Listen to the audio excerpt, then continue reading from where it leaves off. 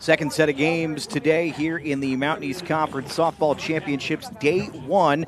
And we've already seen a pair of top seeds advance as Charleston and Frostburg State, favored seeds in their matchups, both won by 8-run rule, almost seconds apart from one another in games number 1 and 2 on the day. Games number 3 and 4 set to get going right here on this field. We'll have Fairmont State and West Virginia State, and a tough matchup for a 1 seed. And West Virginia State 24-26, 13-17 in conference play, and they've been chugging along, and they've been better as the season went along, including a big 6-game winning streak in late April. They've been playing pretty well of late. But Fairmont State, a tremendous season for the Falcons, looking to win their first Mountain East Conference championship since 2022, and they'll do it behind the arm of Delaney Haller, a stellar pitcher originally from Harrison County in West Virginia, played at Lincoln,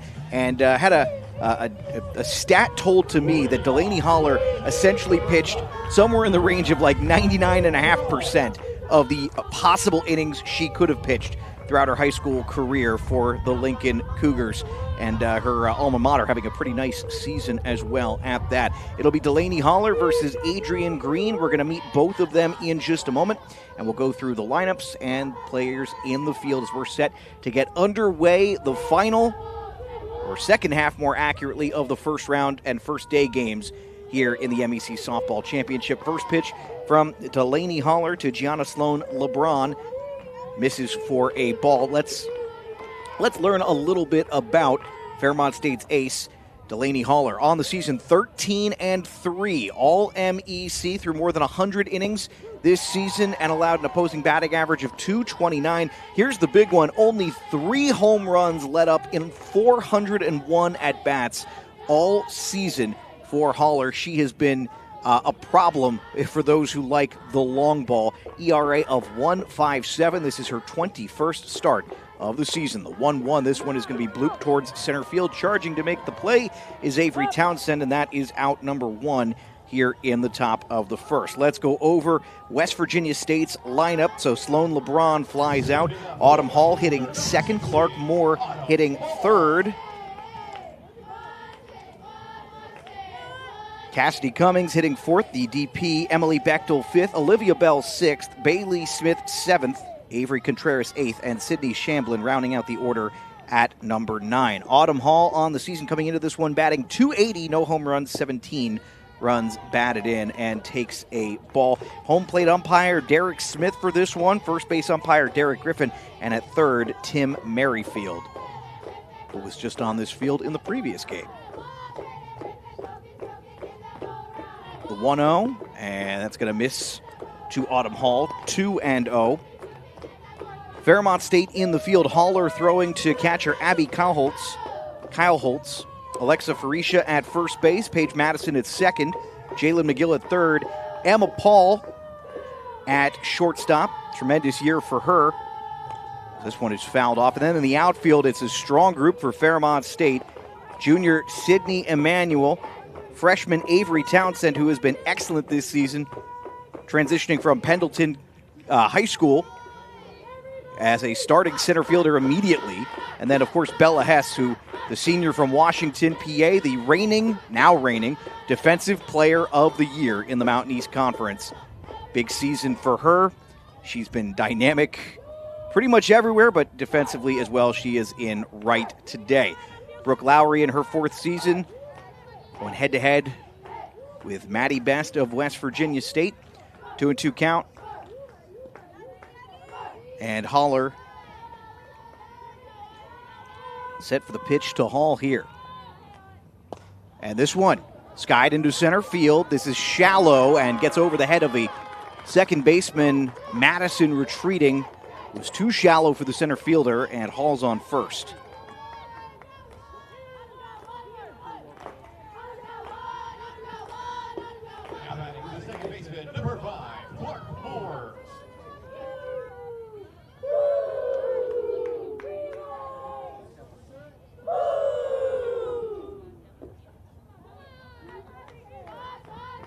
First pitch to Clark Moore, off speed and not going to catch the plate.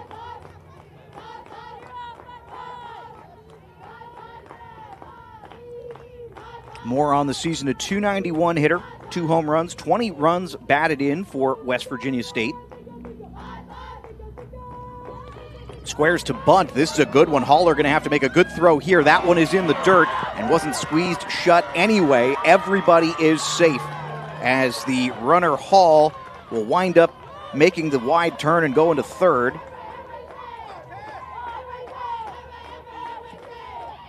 And an early error here against Fairmont State. And a little conversation now between the infield. Catcher came out, wanted to have a word.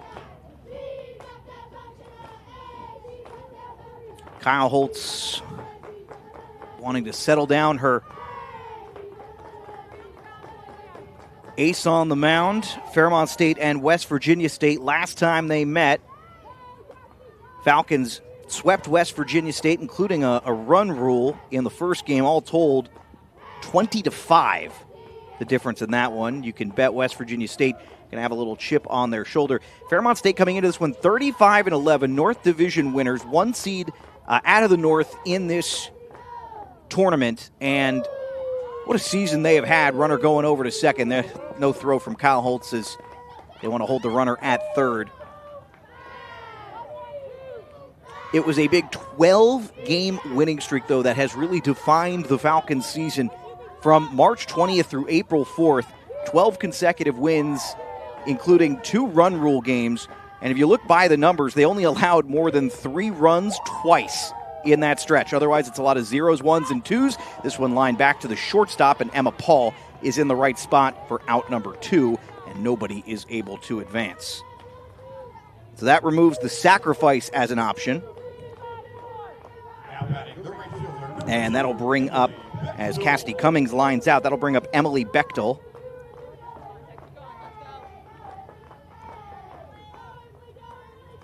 Bechtel on the season hitting .250, 2 home runs, 16 runs batted in. Alex Wiederspiel here with you on MEC TV, first day. And it's the back half of action here. Looking for 2 more winners to play in the noon games tomorrow. And the losers of the games going on right now will have elimination games tomorrow at 2:30. And, of course, all this action can be found right here on the MEC Sports Network, MEC.TV. As this one is fouled off by Bechtel.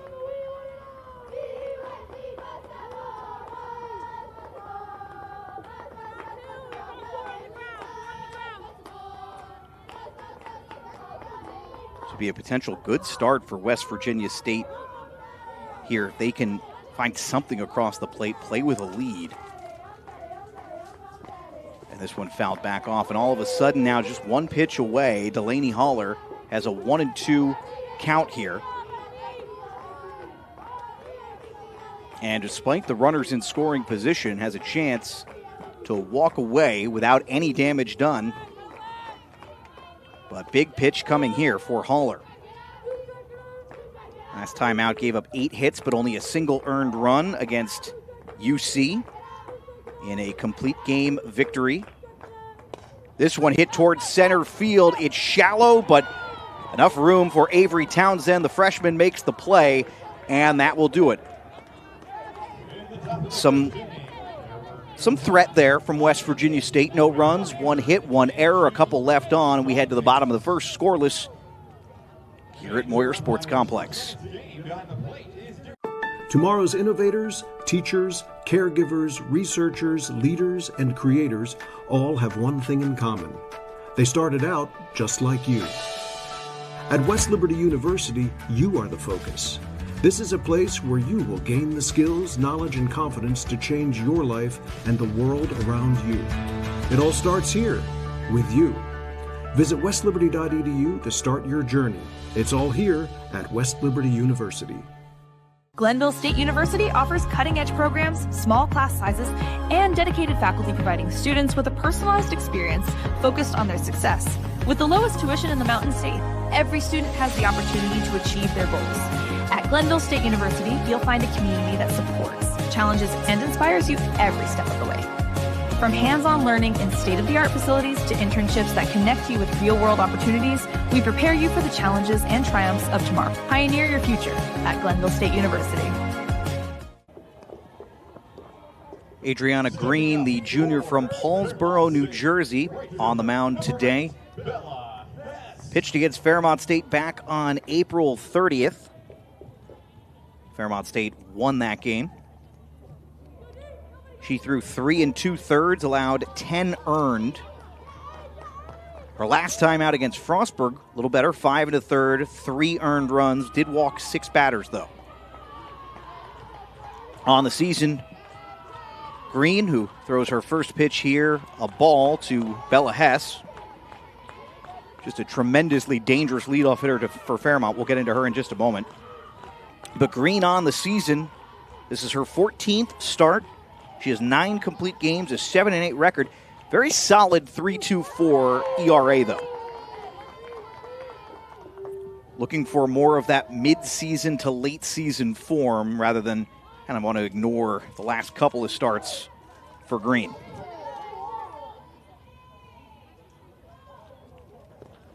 Bella Hess hitting .411 on the season. And she'll take strike 2, 1 and 2. And what a year for her. Not a single home run to her name, but 9 extra base hits, 14 runs batted in, and has stolen 32 bases. You do not want to let her on. And this one lined to third base. Avery Contreras, nice diving play. That might have been going foul, but better to get the out than risk putting her on base. And that's out number 1. Let's go through the rest of the order for Fairmont State. Bella Hess, Avery Townsend, the center fielder, Emma Paul, a terrific season for her, batting third. Brianna Marietta, who is the true definition of power hitter for this Fairmont State team in cleanup. Jalen McGill at 5th, Alexa Farisha at 6th, Sydney Emanuel 7th, Paige Madison 8th, and Abby Kyle-Holtz rounding out the order, batting 9th. So first pitch to Townsend's there for a strike. In the field for West Virginia State, Adriana Green is throwing to Gianna Sloan LeBron, who is catching. Olivia Bell at first, Clark Moore at second, Avery Contreras at third, Bailey Smith is at shortstop. And then in the outfield from left to right, it is Autumn Hall, Sydney Shamblin, and Emily Bechtel. Counts 1-1, 1 out in a scoreless game here in the bottom of the first between the North Division winner and the 4 seed from the South Division.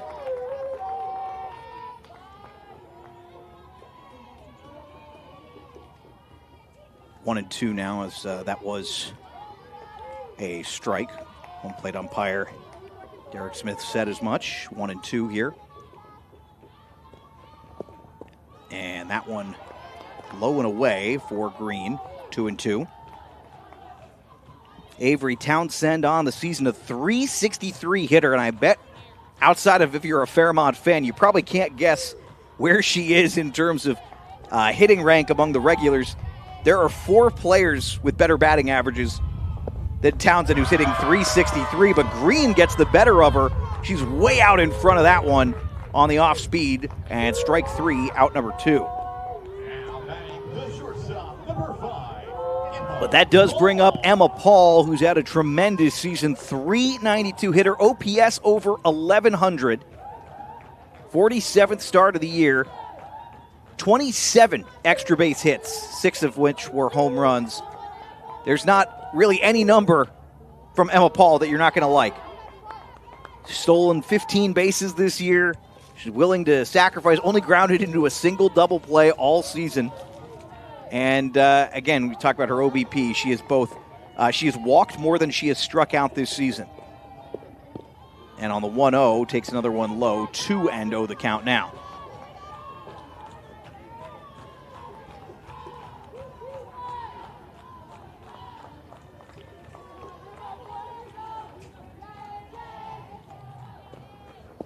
The 2-0 is up and away, so that'll be ball 3. And this at-bat has kind of gotten away from Green after a real good one against Townsend in the previous at-bat.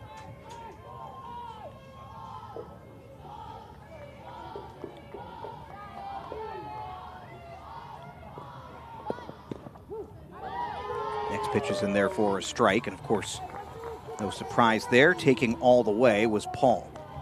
So we know now that Charleston and Frostburg State will meet here on this field tomorrow at noon. We know Davis and Elkins and Concord are going to meet on field 3 at 2:30 tomorrow, as Paul will walk. We're trying to round out the rest of what tomorrow is going to look like here. Fairmont State, going back to 2022, was a perfect 4 for 4 en route to their lone MEC championship in softball. And of course, it's not impossible to lose your first game and get there. We've seen it done by UC the past couple of years. Did it in 2025 and 2023. And if it's not your first game, there is still room to lose a game one way or another. It's a double elimination tournament, but preference, as always, get yourself in that winner's bracket. Start by getting yourself in that winner's bracket. Theoretically, everything is easier the more you win. I know, it's great in theory. The 1-0 count here. 2 outs and a runner on first, and Green has fallen behind for a second straight at bat here.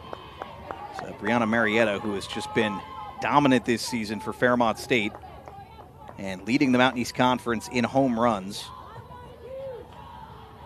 with 14 for the product of Morgantown High School. And lays off of that one. Green decided to go off speed. Now it's 3-0 for the second consecutive at bat. Sneaking suspicion that bat's not leaving Marietta's shoulder, but we'll see. And no, she'll take that all the way, 3-1. So now, critical moment here. You're going up against perhaps the best power hitter in the conference. Early in this game, runner on. It's righty-lefty. And if you're Green, you got to throw a strike here. And gets Marietta to go around. That was the pitch Marietta wanted. High and tight, but she was behind it. 3-2 now. Payoff pitch coming with 2 outs. We've seen both pitchers labor a little bit early, as Marietta is going to foul this one well out of play off the left side. Nice Fairmont contingent. Got a chance when I pulled into the Moyer Sports Complex today. Got a chance to smell something wonderful when I got in, and that's because the Fairmont faithful were grilling in the parking lot. I don't know what they were grilling, but it smelled good. Full count here for Marietta. And that'll be high and inside for ball 4, so Brianna Marietta will take first base. And now with 2 outs, runners on first and second with back-to-back walks. Jalen McGill will come to the plate, hitting .384 on the season.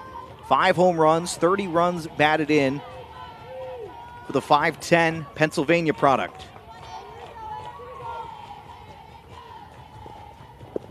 And McGill looking at the first pitch. It's a little high, ball 1. Third consecutive at bat where Green has fallen behind. The junior Green, a transfer from Central Connecticut State, and throws a good pitch there in for a strike. I think I'm correct about this. I believe Central Connecticut State was the site of the Joe Namath football camp. I don't know if they still do that, but heck of a camp.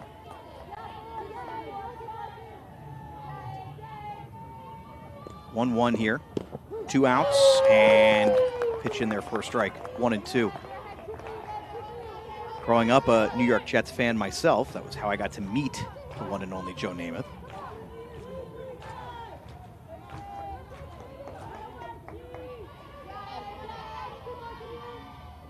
Here's the 1-2. Can Green get out of this one? No, that's going to be high for a ball. 2-2. Still a much better at bat here, as even though she fell behind 1-0, previous 2 batters she fell behind 3-0 to start. This is 2-2 now. 2 outs. Runners on first and second. Falcons have yet to record a hit. Perhaps until now. Deep shot into center field, and making the play is Sidney Shamblin. Read it all the way for out number 3, and we'll head to the top of the second inning. No runs, no hits, no errors, but 2 left on base from a pair of walks. It is scoreless in Salem, Virginia. Fairmont State and West Virginia State.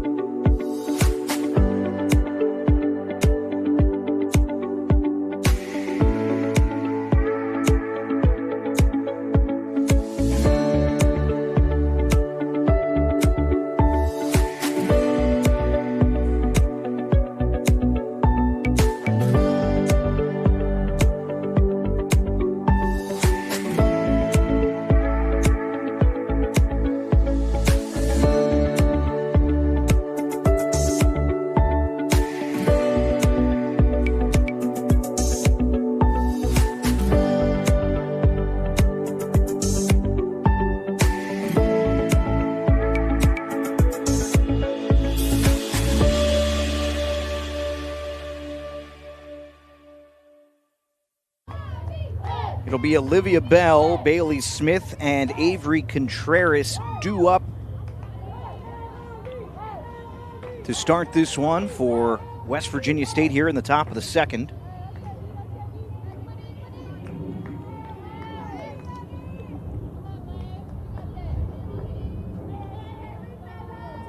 Bell, a .336 hitter on the season, fouls that one off.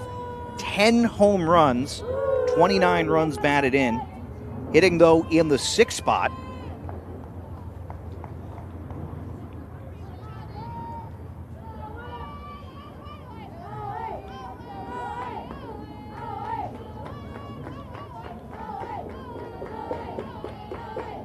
The 0-1 from Haller here. And took something off that one, and it is in the zone for a strike. 0-2. Looked like a little bit of a nasty one.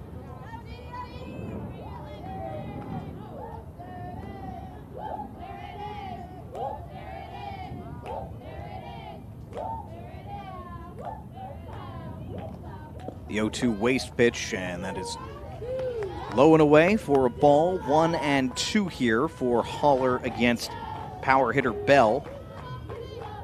But if you're Fairmont, you're pleased that she's leading off instead of potentially hitting with any runners on.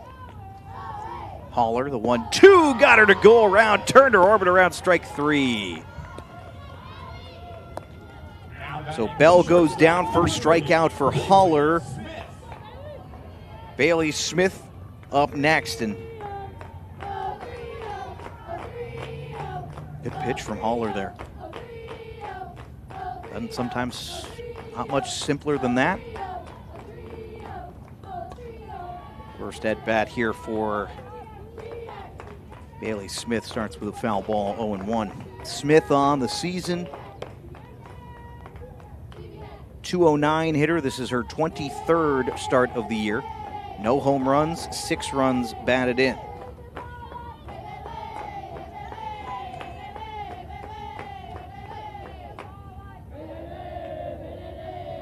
The 0-1, and this one turned on, but well foul. Got out in front of that one. So long strike, 0-2.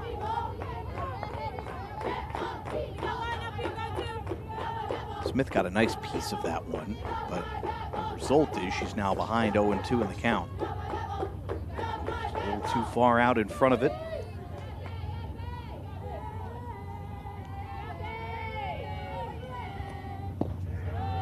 Next pitch, waste pitch. That one was, I think, closer than initially looked. 1-2 the count.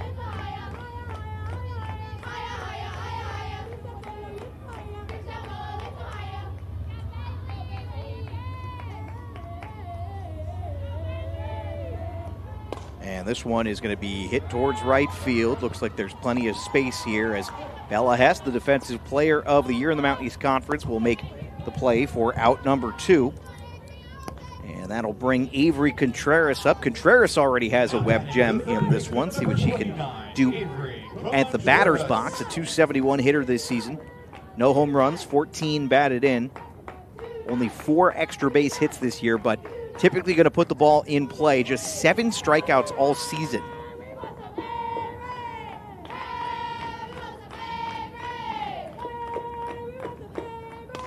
This one hit towards left field, but looks like plenty of space there on the first pitch swing, and Sydney Emmanuel camps and makes the play, and that is out number 3. 1, 2, 3, no runs, no hits, no errors.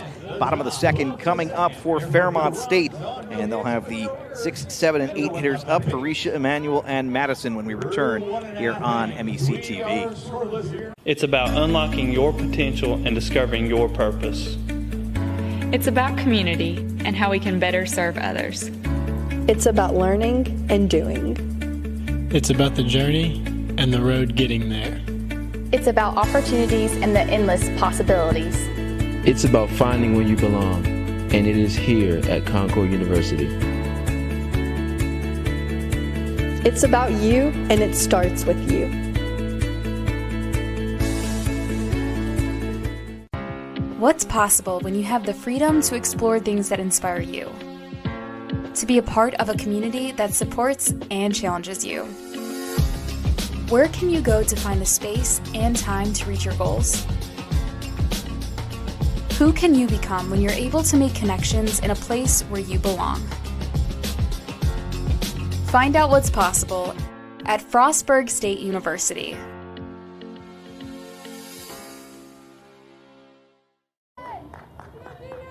It has been feast or famine lately for Alexa Farisha. Last 9 games, she has hits in 5 of them. You might think, well, what's so special about that? Multi-hit games in all 5. And then hitless in the other 4. All kind of comes out in the wash, winds up looking pretty good. Farisha on the season, a .290 hitter. But when she's on, she's on.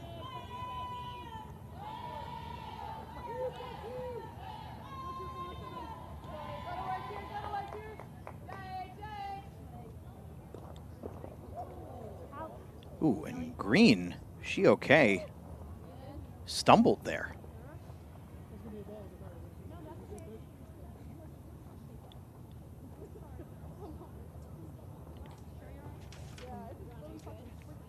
Yeah, I'm not sure. She immediately grabbed at her hamstring area. Well, I think she's going to stay in, but didn't look like it felt great.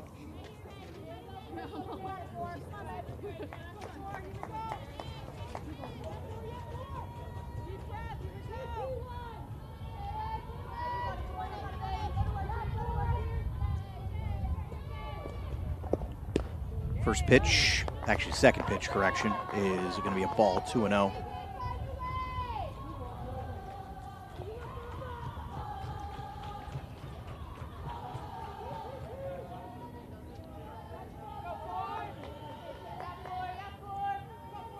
Forche, a sophomore from Follinsby, Tennessee, or Follinsby, West Virginia, excuse me. It's at 2-0, but she's walked. So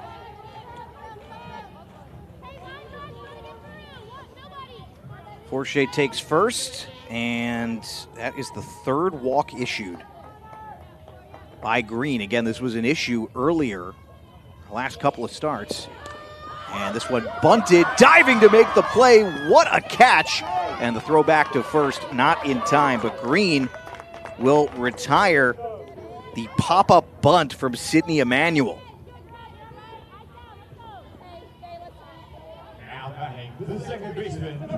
Heck of a reaction here. And of course, if you're Emmanuel, it's the one thing you never want to do. You just don't want that bunt in the air. And Forche clearly back safe and at first. Second baseman Paige Madison comes to the plate for Fairmont State.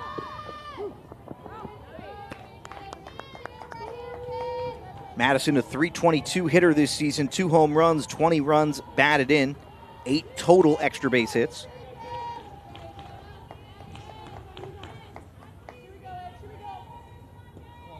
One out, one on here for Green. Nice pitch there as going around is Madison and just kind of overpowered her there. 0-2 the count now. One out here, one on.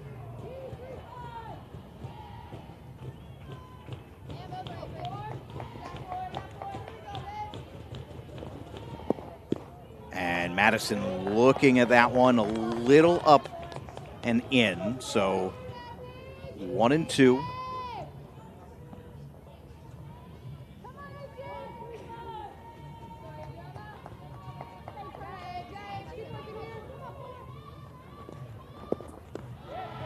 One and two misses, 2-2 the count.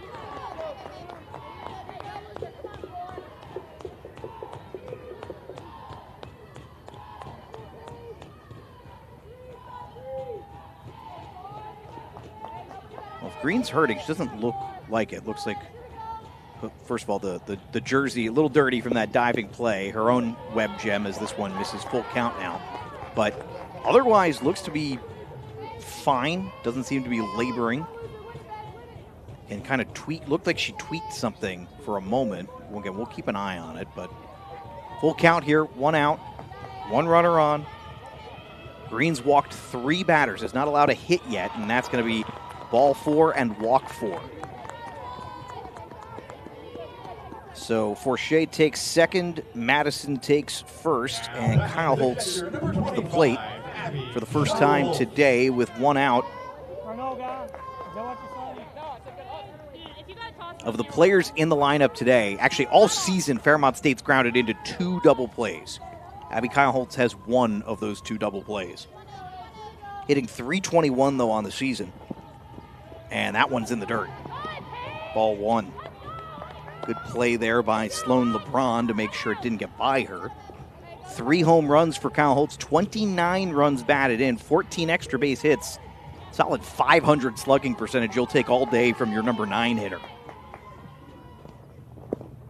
Next pitch misses again, and Green struggling to find the strike zone now. 2-0. She's walked 4 total and 2 in each of the last 2 innings.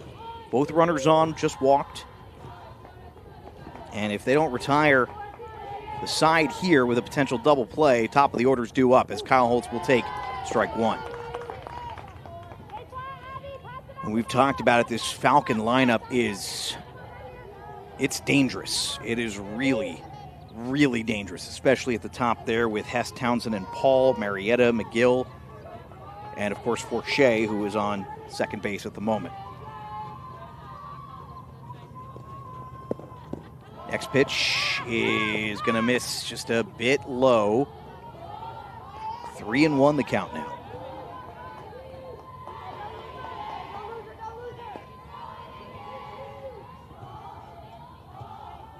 Just looking for a strike here if you're Green. It's been a problem here to start. And looks like that'll be ball 4. And bases have been loaded, all by walks. We are now through the Fairmont order for the first time. 5 Falcons have been walked. And looks like conversation coming at the mound here. I think are we getting a pinch runner here? Double check that in a moment.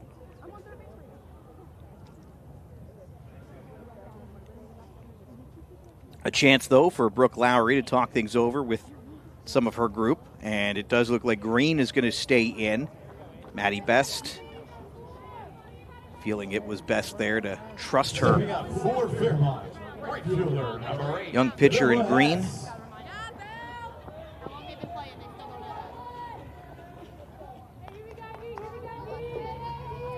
With the bases loaded, you've got the force, so the Garden State import is 1 pitch away from at least maintaining or limiting potential damage. But this is tough here against Bella Hess. Hess 0 for 1 today, lined out to short her first time up, and she'll take strike 1. Good to get a first pitch strike, though. Hess, the only player on this team hitting better than 400. Also the only player in the conference hitting better than 400 this season.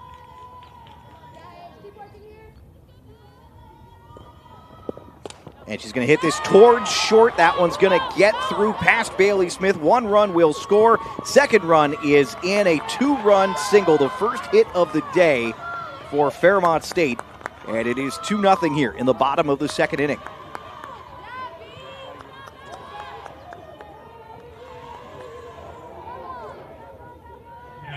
So Forche scores, Madison scores, Kyle Holtz is on second, Hess is on first. One noteworthy thing there, Hess, of course, 32 stolen bases this season. Not in a position to do that here. And squaring around a bunt, this one bunted foul by Townsend, who struck out in her first at bat. Avery Townsend also a problem on the base paths. It's been a popular way for Fairmont State to manufacture runs this year. And they have done it as well as anybody, and likely better than anybody. 74 stolen bases combined between Bella Hess, Emma Paul, and Avery Townsend. And a 1-1 count now after that pitch missed. Green has had her last 2 at-bats start with first pitch strike, so it's at least a step in the right direction here. After the way the first couple of at-bats went, still only 1 out here. And pulling back on the bunt for ball 2.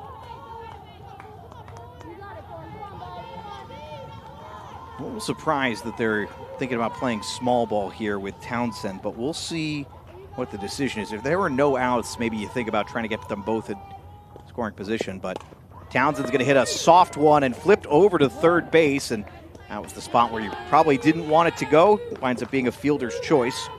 A 6-5. So Hess now on second. Kyle Holtz will go to the dugout, and Townsend heads to first. But there is space open. Be curious here if they're bold enough to try the double steal. We'll see.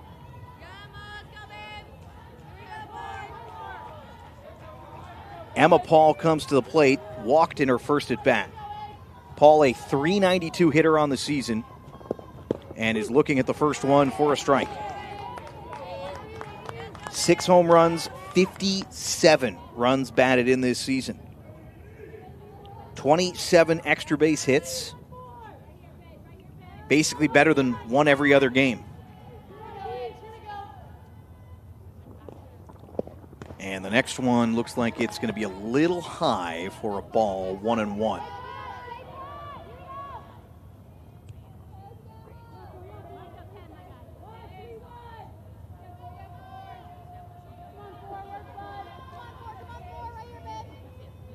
One from Green now, took something off that one, and the runner is safe. Bella Paul slid in under the tag. It was not a great throw from Sloan LeBron.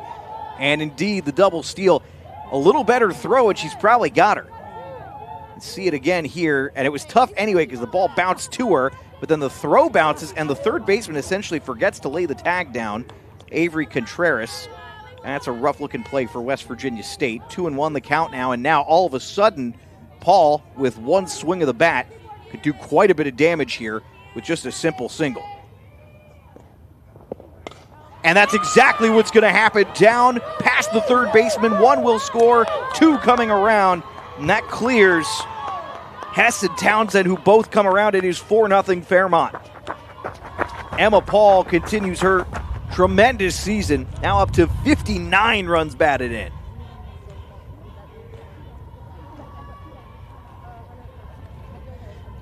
So Brianna Marietta coming to the plate next.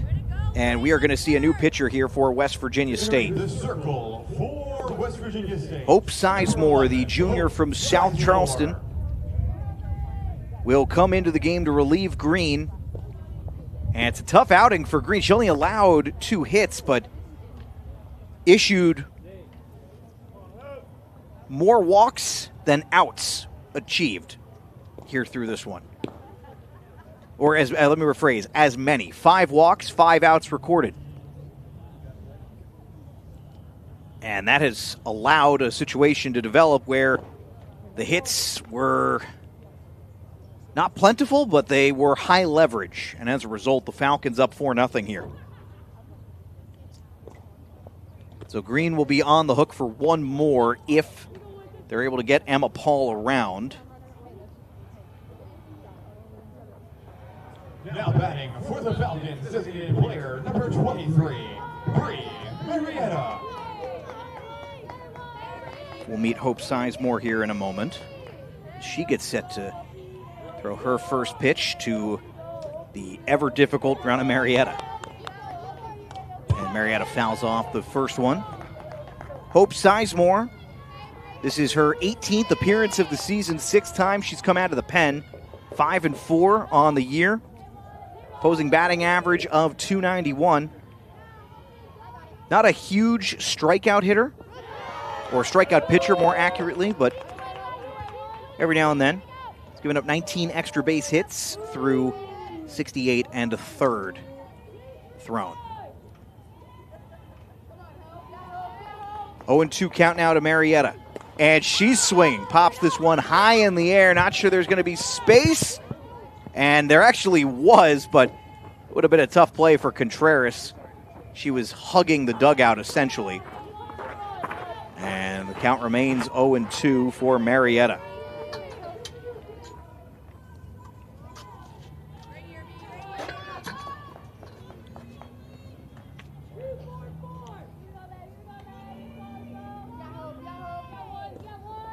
The 0-2, and Marietta hits this one straight to first base. Olivia Bell will end the inning as she snags it, but the damage is done, and we're already down a pitcher here. 4-0 Fairmont State on top as they go through 8 hitters in the second inning. We go to the top of the third. Falcons on top as the top seed and North Division winners are looking to advance to the winners bracket for day number 2. Back in a moment. Being a champion takes more than skill, more than endless drills, more than using your head. Being a champion takes the heart to give it your all, the agility to thrive from any angle, and the relentless drive to be the best.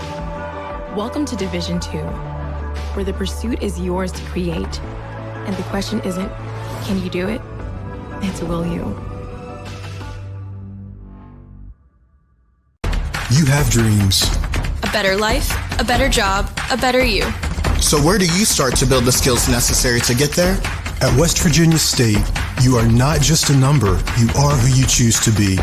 You receive personal attention from award-winning faculty. You study in nationally recognized programs. You learn the skills that will get you the job you know you can have. No matter where you want to go or what you want to do, it starts at State. The good news for West Virginia State, there's plenty of ball game left to try and make up that tough second inning, as it'll be 9-1-2. Shamblin, Sloan LeBron, and Hall here. Sydney Shamblin swinging on the first pitch, fouls this one off into the stands. And that one landed in an empty row. In fact, the fans are a little asymmetrical right now. They're all sitting essentially on one side, and nobody was there near where the ball landed. Looks like one of our camera people might have gotten the ball there. 0-1 now for Shamblin. A .351 hitter, and she fouls off another one, almost the exact same spot. A little bit more on that time. 0-2. Shamblin with 4 home runs, 25 runs batted in, 12 total extra base hits on the season. And she can move on the base paths a little bit as well. Using that 9-1 essentially gives you that double leadoff when you get into these scenarios where the 9-hitter comes up. And the 0-2 waste pitch from Haller misses, ball 1. Mountain East Conference Championship Week here at the Moyer Sports Complex in Salem, Virginia. Already 2 teams have advanced into the winners bracket. UC, Charleston, and Frostburg State, they'll meet tomorrow at noon. West Liberty and Glenville State on the other field going on right now. And winner of that one faces winner of this one. That'll be at noon tomorrow as well. And then the losers bracket games are at 2:30 tomorrow. And important day for those trying to stave off elimination here. The 2-2 from Haller. This one hit softly and diving at second. No, that one got away from Madison. That would have been a very difficult play. And sometimes that little blooper winds up being the most effective way to get on. They are ruling that a hit. And Shamblin is on first. That's a good call, I think. And this is a really tough play here. It's a weird spot on the field. And Shamblin, if that does land, even if she one hops it, Shamblin was moving. I don't know that she's going to throw her out. I think she had to get it all in one fluid motion before it hit the ground. So, good leadoff hit to start. Sloan LeBron comes up. And again, this is the goal of your essentially having your back-to-back leadoff hitters in your 9-1 spot. She's 0 for 1, flew out to center field to start the game back in the first inning. 1-0 now from Haller. And looking to bunt, that one got away. She's halfway down first base. Looks like that was, I thought it was a passed ball. They're saying she got a piece of it, so that would be why it was past the catcher. 1-1. Top of the third, no outs, one runner on. Delaney Haller, the standout from Lincoln, is now first and third baseman are in. And the standout from Harrison County has looked the part so far today, as that pitch is going to miss for a ball, 2-1. And a little game of cat and mouse between Kyle Holtz and Shamblin down at first base.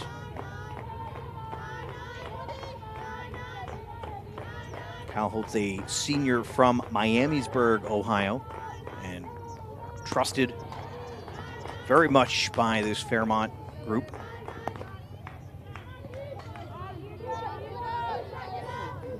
Two and two the count.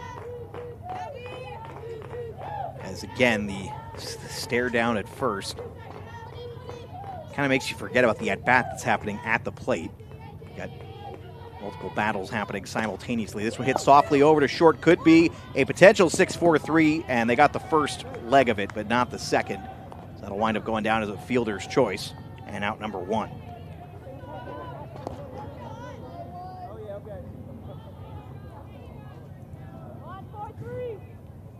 Now batting the left fielder, number 16, Autumn Hall.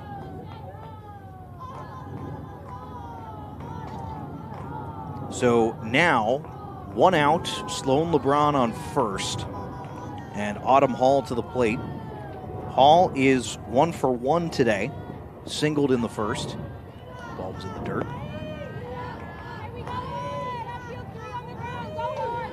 Hall, a .280 hitter coming into this one, has not hit a home run, not a ton of pop, 5 extra base hits, 17 runs batted in, but hits the ball reasonably well. Actually, at the top of the order here. This one skied into foul territory and tracking back. Heck of a play by Paige Madison, and that is out number 2.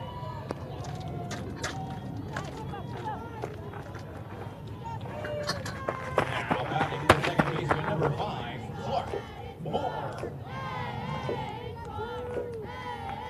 Clark Moore will step in. Moore reached and stole a base earlier in the first inning. Part of West Virginia State threatening early as this pitch missed. Ball 1.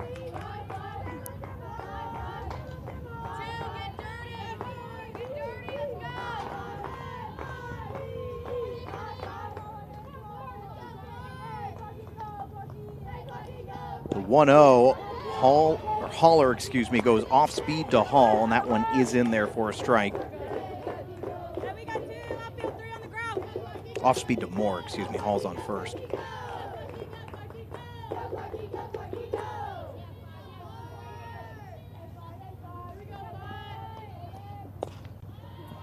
Next one fouled off, 1-2. West Virginia State had that strong run of play. I mentioned that 6-game winning streak late in the season. Point Park swept UC, swept West Virginia Wesleyan, who, granted, off year for the Bobcats, but still thought they have enough juice, they have enough talent at West Virginia Wesleyan as a team that when they play, I don't think you look at that one outright as a gimme. So I got a chance to see the Bobcats play a couple times this year. Was fairly impressed with what I saw. They just, one of those seasons where when one thing's working, something else isn't. And then got a nice win over Davis and Elkins as well, but in that stretch of 6 wins, allowed only 6 runs. It was the best stretch of the year for West Virginia State. Trying to take second and in safely. No tag laid down for Sloan LeBron.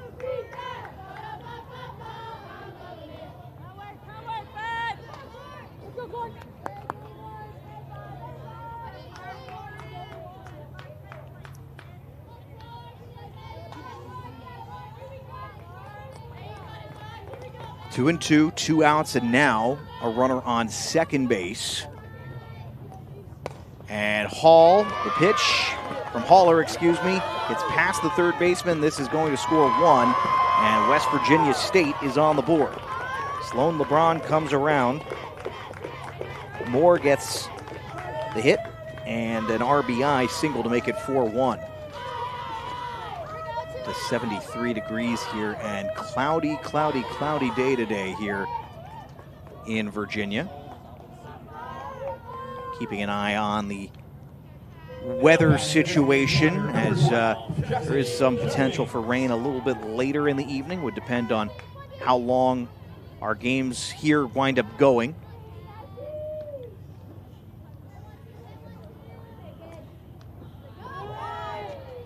So Cassidy Cummings will take ball 1 here. Cummings, a .356 hitter, 0 for 1 today.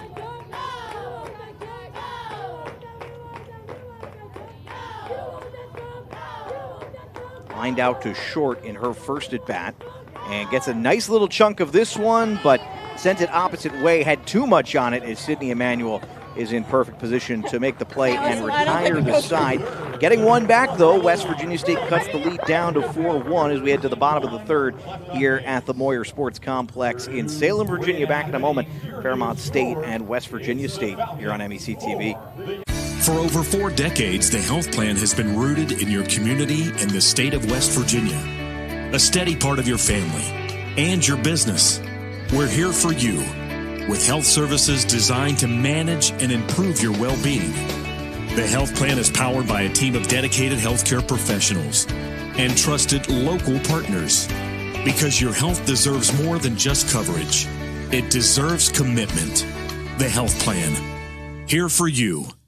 Davis and Elkins College continues leading the way, and we did not slow down, even during the global health crisis. We have secured private donations and grant funding to support our growing, successful, and now accelerated nursing programs. Davis and Elkins nursing graduates have repeatedly posted 100% passing rates on nursing boards and are sought after by health organizations of all sizes, specialties, and locations. They need nurses, and we train the best. 4-1. Fairmont State is up, and again, as mentioned, Hope Sizemore is back in. Adrian Green pulled after just 5 outs recorded. McGill, Forshea, and Emanuel for Fairmont State, they lead 4-1. So the rain situation is this, because it is getting gray here. We still have about an hour and 45 minutes of likely dry weather. If this game goes till 7:45, 8-ish, which isn't likely but not out of the question, then things start getting interesting.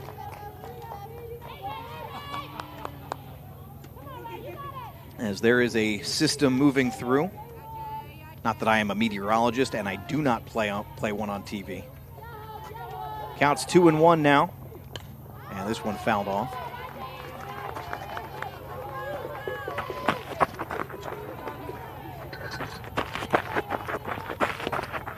McGill flew out to center field in her first at bat.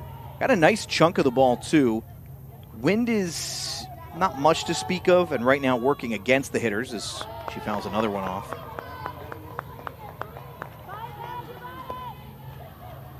McGill, a 384 hitter coming into this one. One of four everyday players with an OPS over 1,000. And got her looking. McGill ain't going nowhere but the dugout thanks to a backwards K. The first baseman, number 11, Alexa Forshea. Heck of a pitch here from Sizemore. Just locked her up. So Forshea to the plate now. She led off the second inning and hit one shallow and too shallow as Clark Moore steps back to make the play in the grass. Out number 2. Now batting the left fielder. Sydney Emanuel 0 for 1 today will step in. Emanuel had that odd bunt that just popped up on her, and it was, I think, the last out Green recorded. Yeah, the last out that Green recorded before she was pulled.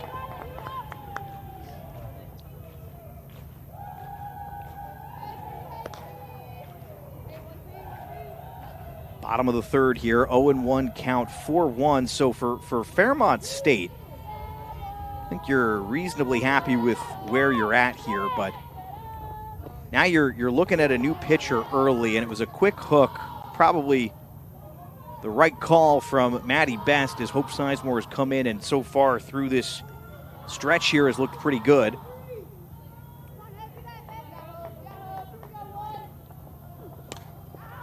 Another one fouled off, and Sizemore has worked quickly here. She's officially recorded 3 outs. Trying to get her 4th here and get this one out of the 3rd inning without any damage.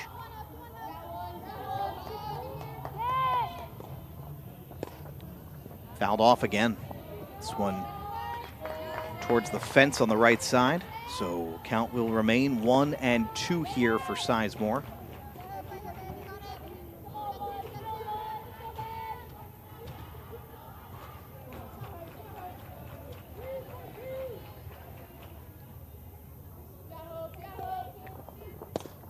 Hit down the third base line. Good job getting down on that as Contreras, the throw across the diamond in time, and Bell scoops it for the final out of the inning. So no runs, no hits, no errors.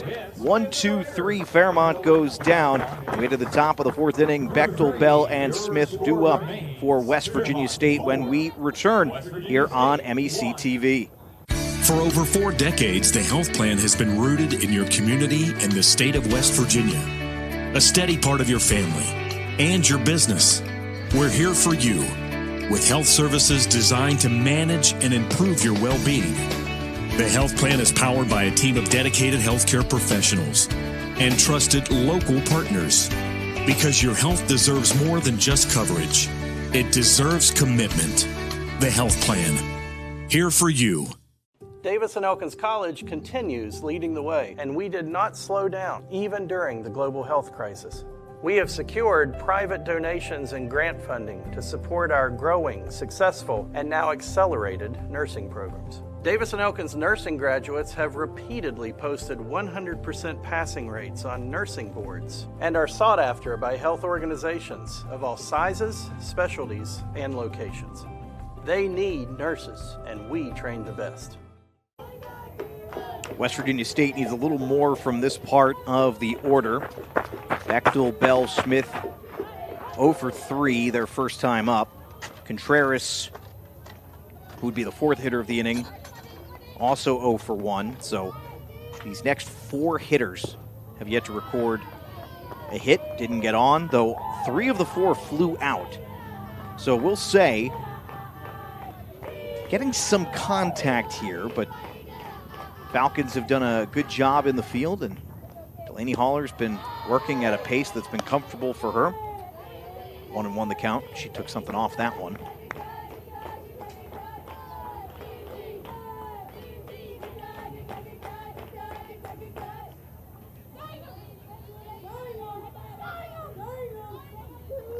the delivery and fouled off into the netting, so 1-2. And many of the at-bats so far in this one, Haller's done a really good job getting out in front. It has allowed her, for the most part, to dictate the tempo of this one.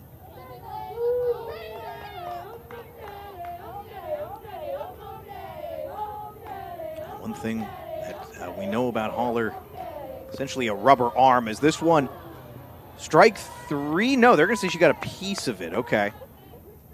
I will say the reaction of Kyle Holtz, I think she thought, let's see this here. Yeah, I can't really tell from that speed, but I think Kyle Holtz was either thinking she was trying to record that out into her glove, or she was worried about the possibility of the hitter going down the first base line. Does not matter here. Still 1-2 as it was ruled foul.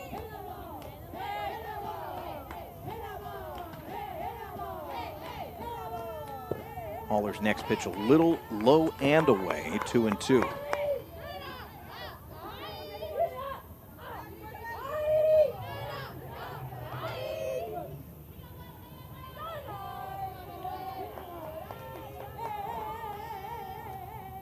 Took something off this one. It is skied into foul territory, trying to make that play, and I don't think she did as the ball, the player wasn't visible from this angle, but the ball came free as Jalen McGill gave it the old college try. 2-2. Remains the count.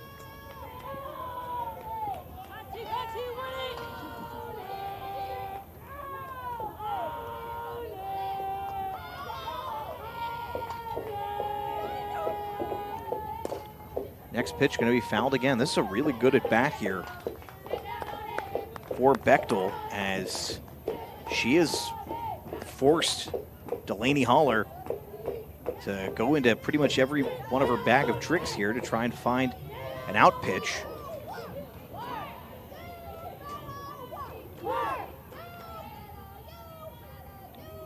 Haller didn't quite throw as many innings as she did a year ago, and as this next pitch is going to miss low, full count now. And I think the idea behind it, we talked with Brooke Lowry, was they just wanted her to be more fresh for this tournament, essentially. And now a chance for a big performance for the junior, and got her inside part of the plate. Ain't going nowhere but the dugout there, and a backwards K on the board for Bechtel. Second strikeout of the day for Haller, and the first time she's caught someone looking. I don't think Bechtel loved that call, but alas, nothing she can do about it now. First pitch is gonna miss for a ball here against Olivia Bell. Bell, a .336 hitter on the season, but as mentioned previously, 0 for 1 today with a strikeout. One out, hit it straight back to Haller. Out number 2. Looking cool as a cucumber there, Delaney Haller. Shortstop, number 30, Bailey Smith. I mean, she doesn't even have to move. 2 outs now. And this one hit towards left field. This one's got some distance, and it is gone. Bailey Smith, say hello to Casanova. It's all the way to Desolation Row, and Bailey Smith has narrowed this one to 4-2 as she crosses the plate. That's a home run for shortstop, number 30, Bailey Smith. First home run of the season for Smith. And she turned on the first pitch. Haller went off speed, and just a little far for the left fielder, Sydney Emanuel. Though, speaking of giving it the old college try, Emanuel certainly gave it a shot, but an old fence got in her way. Third baseman, number Who put that there? Avery Contreras. So, 4-2 now.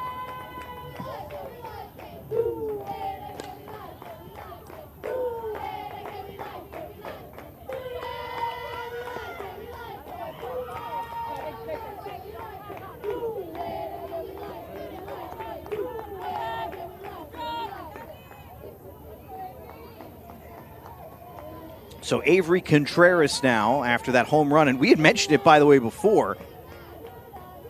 Might want to let Smith, not only is that her first home run, you want to talk about unexpected, the fact that it's Delaney Haller, who's only given up 3 home runs all season.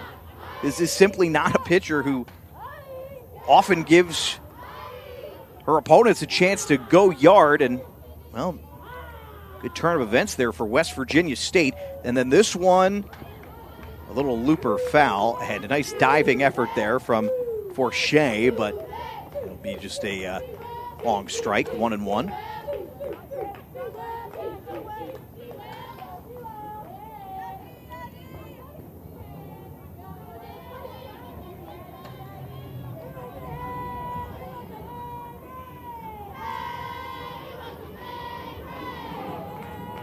The 1-2, and that one missed. 2-2 now for Contreras. She immediately left the box. I'm not sure that's part of her routine or not.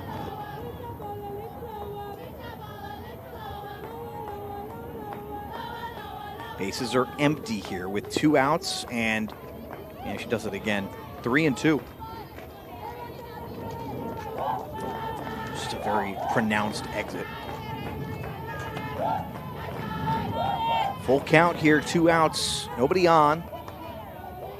Delaney Haller just needs 1 pitch to get Fairmont out of this. West Virginia State, though, doing some work to narrow this lead. This one is hit foul. So a little bit of a defensive swing there from Contreras. And it nearly went into a spot that would have been real trouble for the Falcons. If that's 6 inches further left, 8 inches further left, Contreras might have a chance for sure for extra bases. But that could have been even more dangerous. Just a weird kind of soft spot on the field to go. The 3-2 hits this one towards center field. Charging in to make the play, it's Avery Townsend. And the freshman retires the final out of the inning. But another run caught back up for West Virginia State. A solo shot from Bailey Smith. It is 4-2 Fairmont State as we head to the 4th inning here on day 1 of the Mountain East Conference Championship.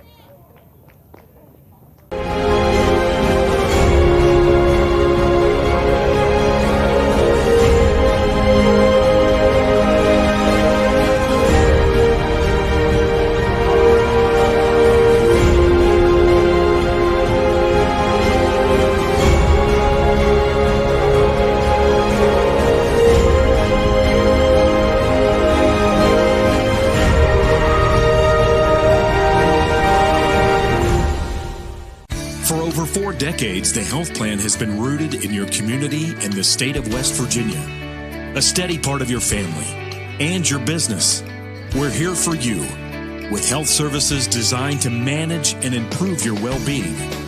The health plan is powered by a team of dedicated healthcare professionals and trusted local partners. Because your health deserves more than just coverage. It deserves commitment. The health plan. Here for you. Bottom of the 4th inning, it's Madison, Kyle Holtz, and Hess for Fairmont State. Only 1 out recorded between their plate appearances so far, and that's because Madison walked, Kyle Holtz walked, and Hess singled in her last at bat. She lined out back in the 1st inning. So Madison, first pitch, going to miss for a ball here. This is if you're Fairmont, probably about the point here in the bottom of the 4th where you're hoping maybe you've seen enough of Sizemore to start putting some balls in play into some better spots as this next pitch is in there for a strike. Caught the inside part of the plate.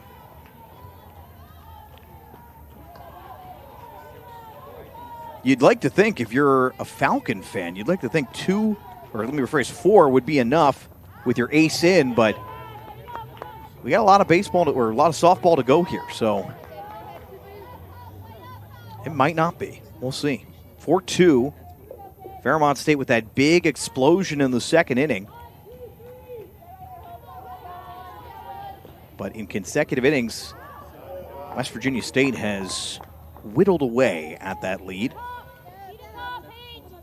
1-2 after that foul ball.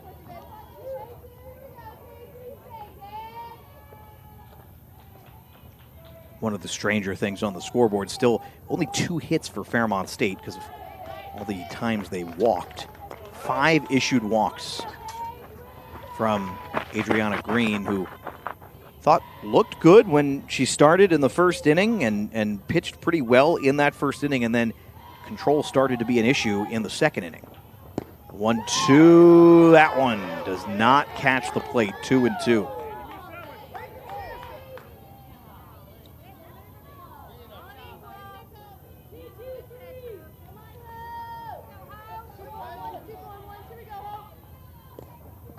The 2-2, and Madison sends one towards left field. Looks like there's plenty of room there for Autumn Hall, and that is out number 1.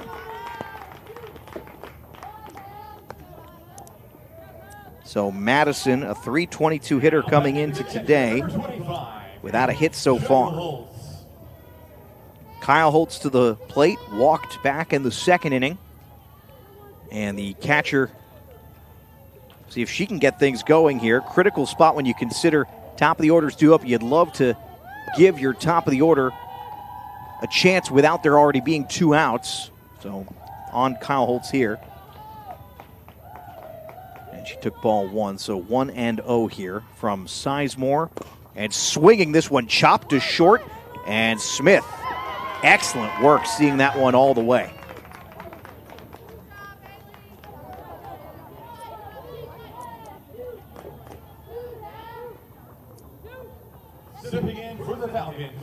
Good performance from Bailey Smith, who of course hit that home run in the top of the 4th.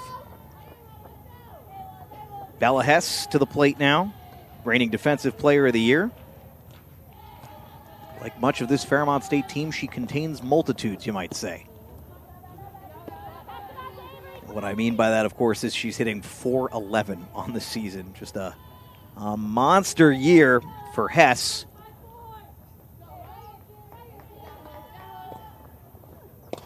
And she's going to pick up one here. This into the gap in left center field, and good job cutting it off by Autumn Hall to make sure it doesn't get to the wall, so that stops Hess from being able to round first and take second. But it is a 2-out single for Bella Hess. Had a long hitting streak broken up against UC in the first game of that doubleheader.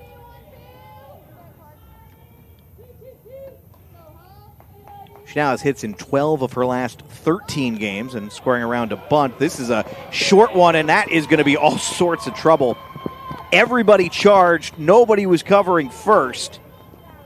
And Hess and Townsend are both in safely. So Hess now to second, Townsend to first, and that brings Emma Paul to the plate.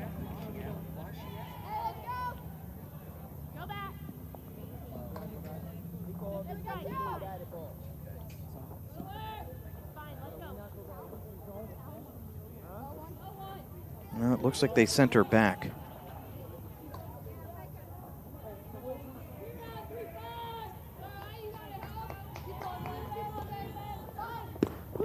I'll tell you what, I'm not really sure I know what the call was there. We didn't get an indication of why they sent her back.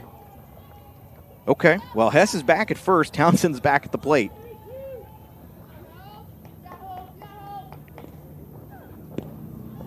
And the runner going and is in safely. Oh, there's a heck of a throw there by Sloan LeBron. That's just a better slide by Hess, who takes second base. And look at this. This throw is a dart. The tag is a shade behind. For Bella Hess, that's her 33rd stolen base of the season in 35 attempts. You can do the math on that one.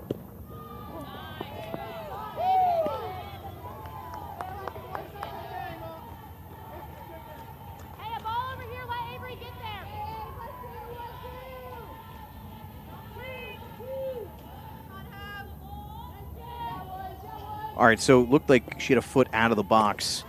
And this one is going to land in shallow left. They're sending the runner home. This one cut off by Contreras, and Hess comes around to score. And that stolen base looks real fortuitous right now as the base running Maven has made it 5-2.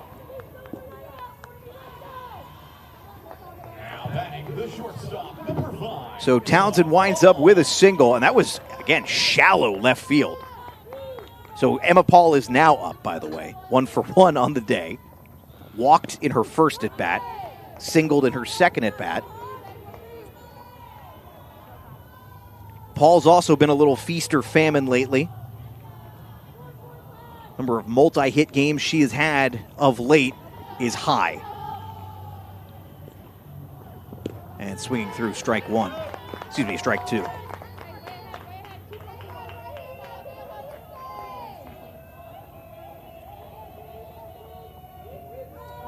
She has 7 multi-hit games in her last 13, including a couple of 3-hit games, another attempted stolen base, and it is Townsend in now.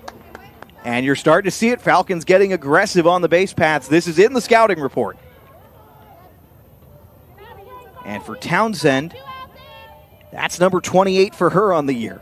And she's 28 of 30, by the way. So again, I'll let you guys do the math on that one. That's pretty good. In school, that would be an A. As Paul fouls this one off, 1-2. 1-2, 2 outs, 5-2 the score here in the bottom of the fourth. So Falcons get one back. Fairmont led 4-0 after a big second inning. They chased Adriana Green out of the game. West Virginia State then 1 run each of the last 2 innings to whittle down the lead as another one fouled off here. And now the Falcons get one back as well to extend the lead back to 3. And with a runner in scoring position who can move and a heck of a hitter at the plate in Emma Paul, pretty much anything that lands safely in the outfield probably scores your 6th run. Big at bat here for Sizemore and Paul. And a huge pitch with a 1-2 count. This one down the third baseline, foul.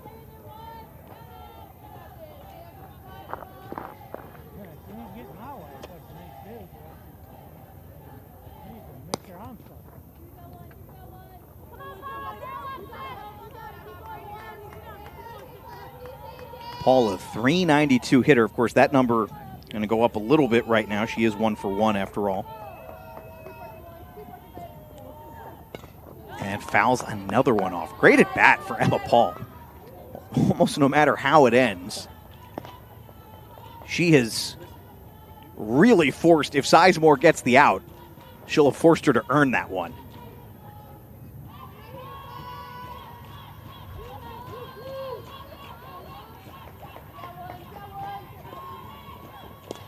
And this one skied into foul territory. That's a tough play to make for Olivia Bell over her shoulder, but gets the final out of the inning. 5-2 as we head to the 5th inning here in Salem, Virginia at the Moyer Sports Complex. More MEC postseason action when we return here on MEC TV.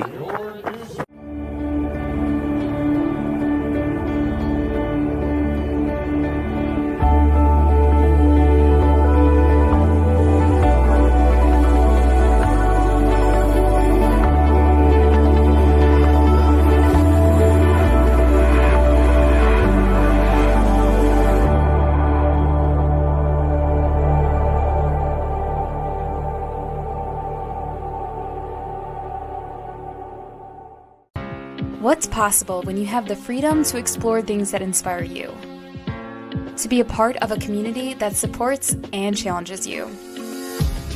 Where can you go to find the space and time to reach your goals? Who can you become when you're able to make connections in a place where you belong? Find out what's possible at Frostburg State University.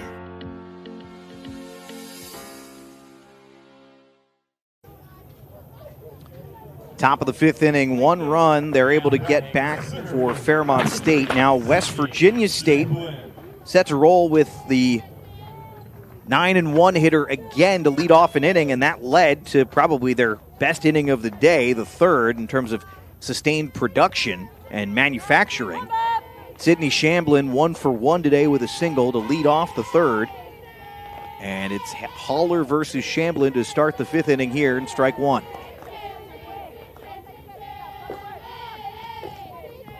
Shamblin having a really nice season for West Virginia State. Hitting .351 this year. Product of Herbert Hoover, one of the, again, we talk about the blue blood programs in high school softball in West Virginia. And you can't really have that conversation without talking about Herbert Hoover. There are a couple of schools in the North Central region who probably pretty happy about the tournament expansion because it might give them a chance to get there when normally you'd have to go through Herbert Hoover.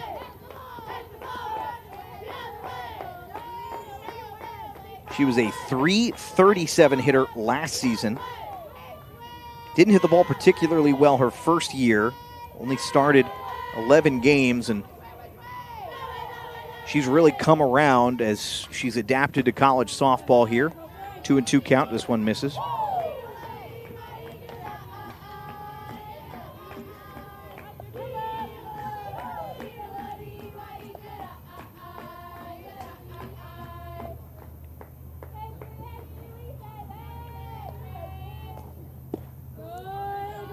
Next pitch misses for Haller. Full count now with no outs. And Haller has been good. I don't know that she's been at her most sharp. I have seen a couple of her performances where she's just absolutely mowing down everybody. And this one hit softly to center. Shouldn't be a problem, and it's not for Townsend. That's out number 1.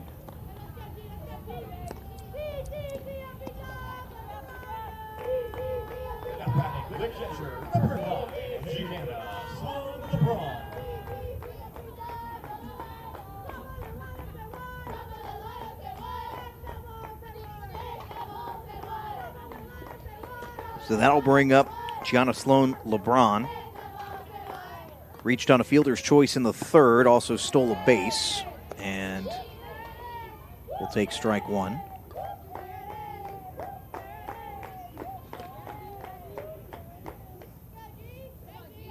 Infield is in right now for Fairmont State.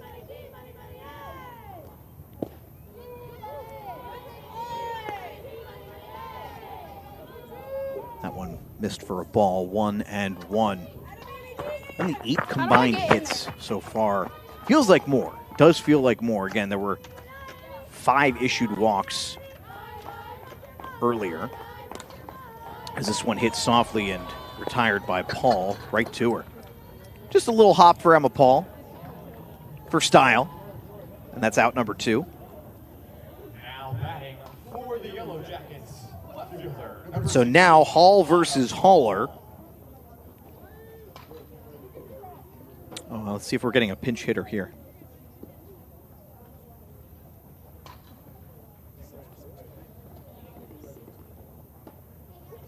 think that might be what we're getting here.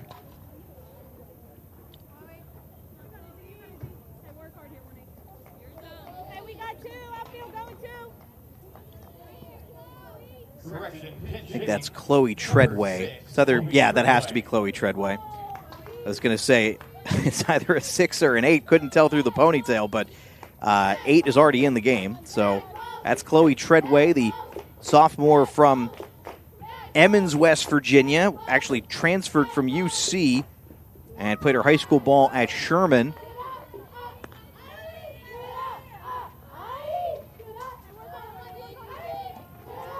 Treadway on the season. This is her 31st appearance, hitting .216.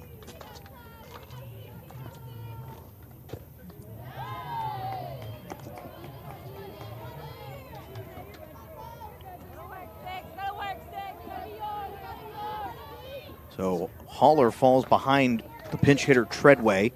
2 outs here. And Maddie Best looking for a spark, it appears. This one fouled off, 2-1.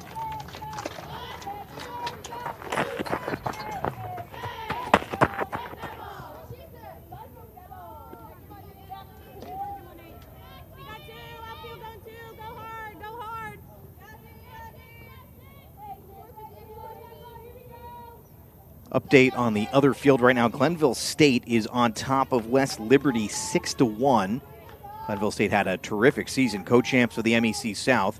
As this one skied towards foul territory. Diving to make the play was Bella Hess, but could not quite get there in time. So the defensive player of the year, you can see her range, but she does not get the out, which would have ended the inning. 2-2 after the long strike. I mean, she can really move, no question about that. Probably about a half step behind on that play, though.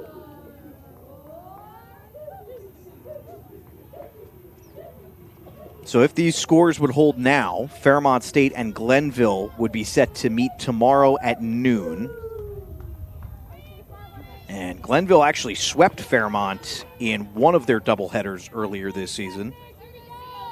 That should be a pretty good one if they wind up meeting. All depends what happens here in this final inning. And no, they're going to say she didn't go around. The appeal down to the first base umpire, Derek Griffin. He says no, that was close. And the result is a full count. Man, that is close. Treadway. Another chance here with a full count. And got her on the inside part of the plate. A backwards K takes down Chloe Treadway. End of the top of the fifth. It is still 5-2 as we head to the bottom half of the inning right here on the MEC Sports Network. Tomorrow's innovators, teachers, caregivers, researchers, leaders, and creators all have one thing in common. They started out just like you. At West Liberty University, you are the focus. This is a place where you will gain the skills, knowledge, and confidence to change your life and the world around you. It all starts here, with you. Visit westliberty.edu to start your journey. It's all here at West Liberty University. Glenville State University offers cutting-edge programs, small class sizes, and dedicated faculty providing students with a personalized experience focused on their success. With the lowest tuition in the Mountain State, every student has the opportunity to achieve their goals. At Glenville State University, you'll find a community that supports, challenges, and inspires you every step of the way. From hands-on learning in state-of-the-art facilities to internships that connect you with real-world opportunities, we prepare you for the challenges and triumphs of tomorrow. Pioneer your future at Glenville State University. Marietta McGill and Forshea, and Marietta, big shot and gone through Noah's Rainbow into Desolation Row. A solo shot, and Fairmont State retakes a 4-run lead. One pitch, one home run. Marietta leading the Mountain East Conference. It is 6-2 Fairmont State.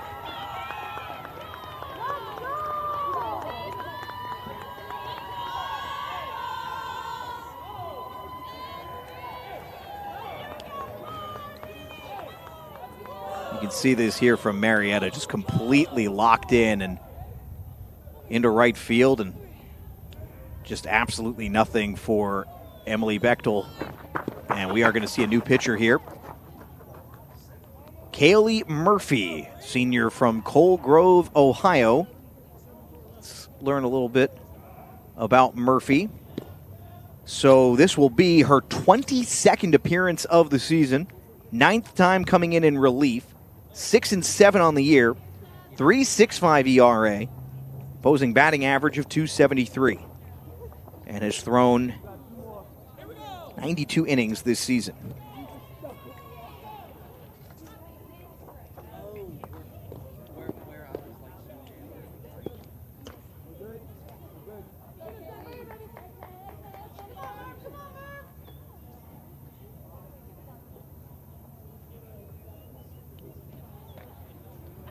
All right, so Callie Murphy enters, and the solo shot for Marietta to lead off this one. That was just Fairmont's 5th hit of the day.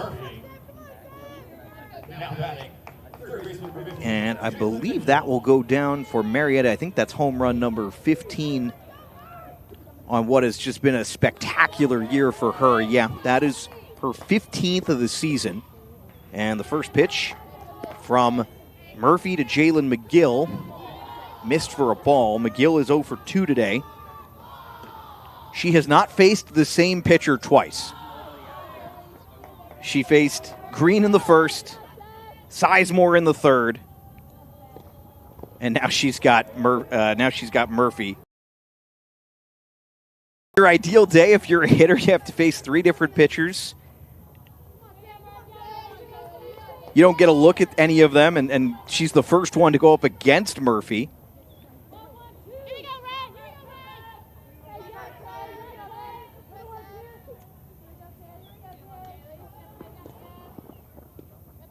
.20 pitch is in there for a strike. Now, Murphy did pitch 6 innings against Fairmont State in a loss back on the 30th of April.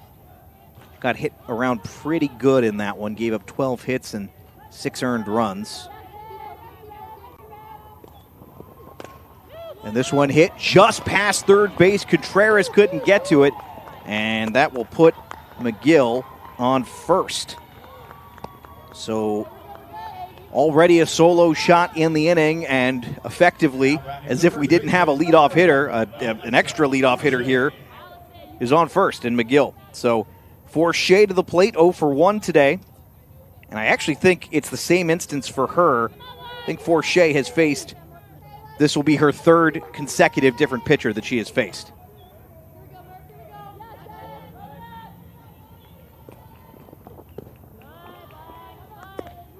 And first pitch missed, ball 1.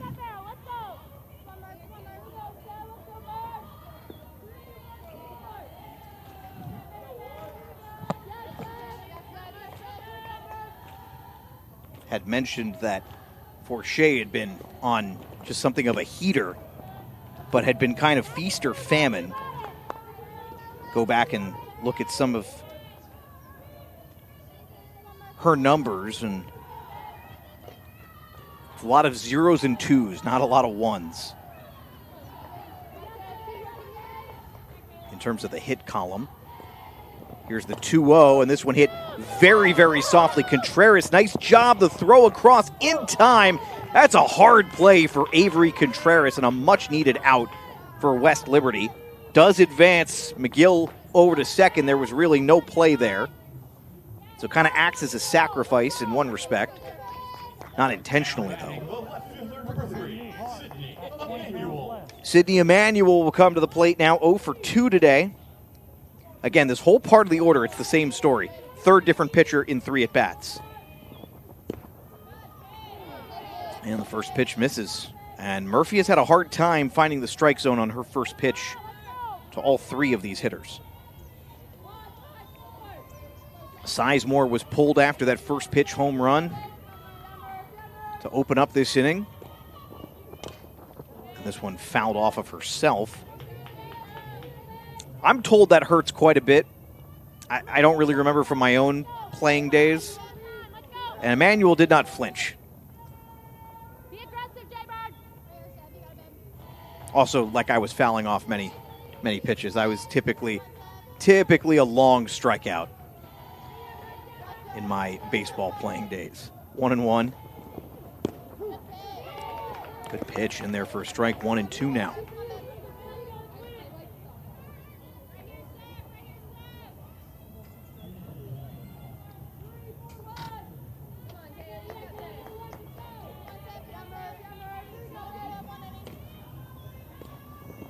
And Emmanuel fouls another one off. 1-2.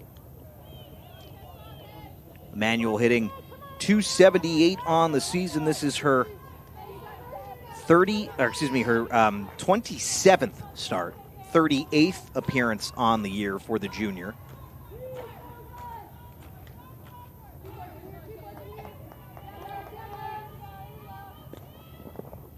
And nice piece of hitting into right field. That is going to get down. Will it score the runner? No, they are going to hold her up at third. Probably the right call there, as she was holding at second to wait and see if it was going to drop or not. So now McGill's at third. Emmanuel's at first. Paige Madison is 0 for 1 today, comes to the plate. She walked back in the second. And And actually, we might have a pinch hitter here. Allison Nordling, who came from all the way across coast to coast from Portland, Oregon, will step into the batter's box here for the first time. Nordling on the season has appeared 32 times, has only taken 26 at-bats. Just 2 home runs in 26 at-bats, though, hitting .231 on the season. There's a little pop in that bat. And she's going to take strike one. 1 out here, and wonder if the thought from Brooke Lowry is, if you're Nordling, just get this ball somewhere in the outfield, you're going to score McGill.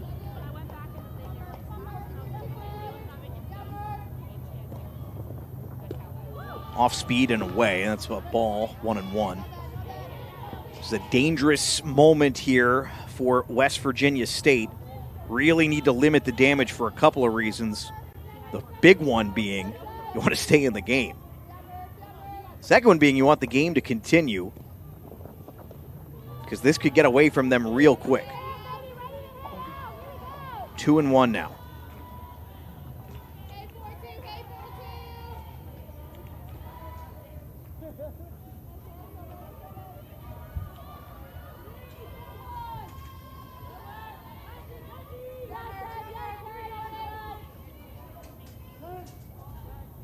And Nordling will step aside once time.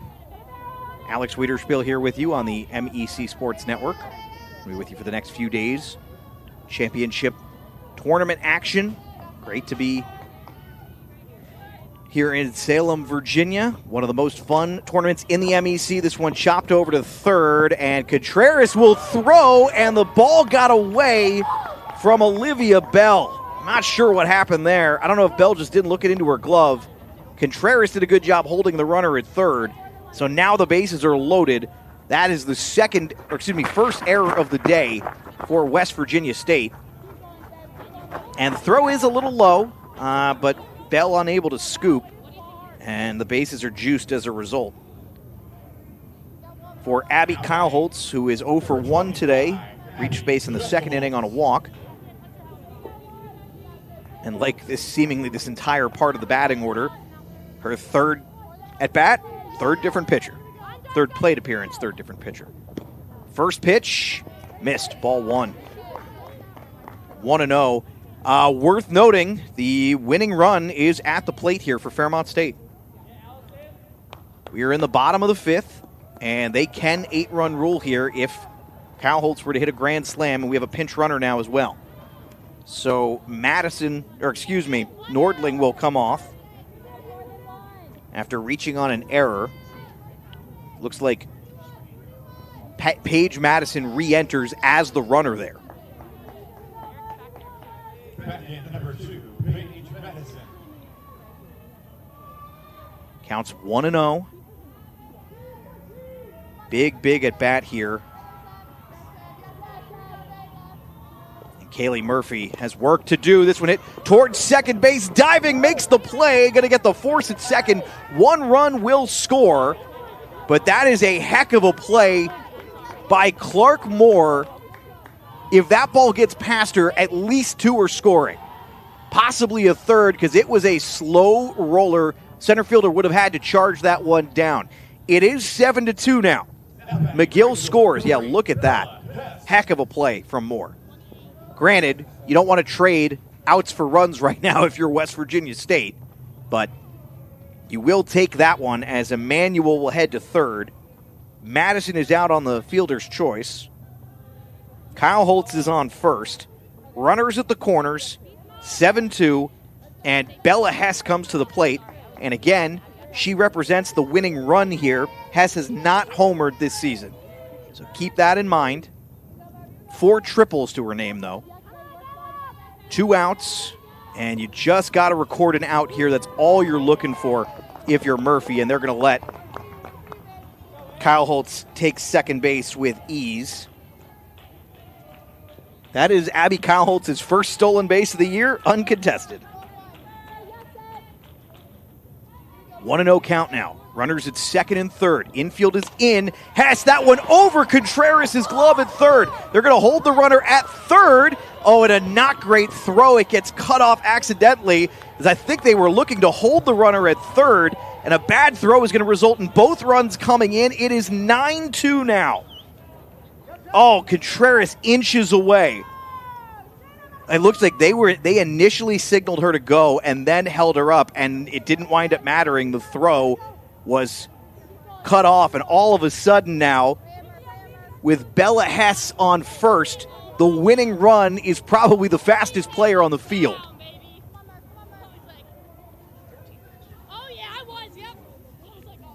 Courtney Boggs, freshman from Lewis County High School. A Weston native, pinch hitting now for Avery Townsend, the other freshman in the lineup from Pendleton County.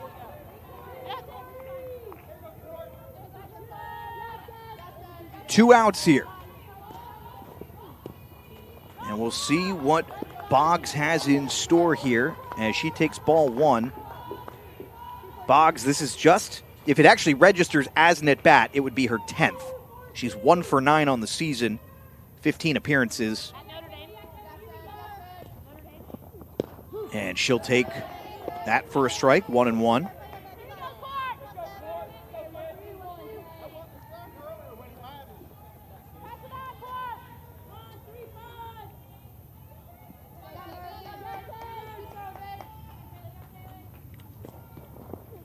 Boggs, the chopper, that one is in the hole at short, and a long throw across. No chance at that one. An awkwardly placed infield hit. And Boggs with her second hit of the season.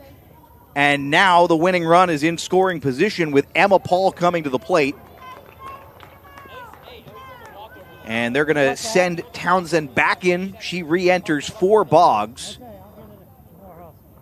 Bottom of the fifth inning, 2 outs. West Virginia State can extend this game with 1 out. The Falcons can end this game if Bella Hess safely crosses the plate.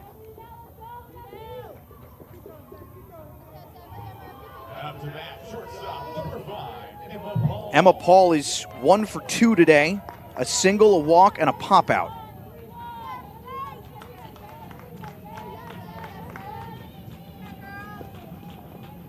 And the first pitch misses, ball 1. Just having a hard time finding the strike zone. It's been that kind of day for West Virginia State. Kaylee Murphy, third pitcher in. Sizemore pulled after the home run to open up the inning. And Marietta on deck, by the way, now. Swinging through, so 1-1.